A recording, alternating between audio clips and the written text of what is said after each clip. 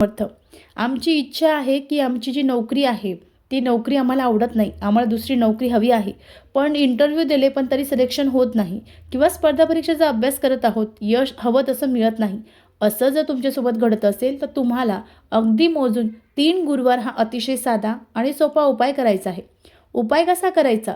तर तुम्हाला गुरुवारी न चुकता जिथेही याचं दुकान असेल मसाल्याचं तिथे जाऊन हिरव्या रंगाची जी वेलची आहे ती वेलची आणायची आहे, म्हणजे इलायची. ती विलायची घरी आणायची आहे. त्यानंतर त्या विलायचीचा हार तयार करायचा आहे. पण हार तयार करताना तुमच्याकडे जर पिवळ्या रंगाचं वस्त्र असेल, दोरा असेल, अतिशय उत्तम.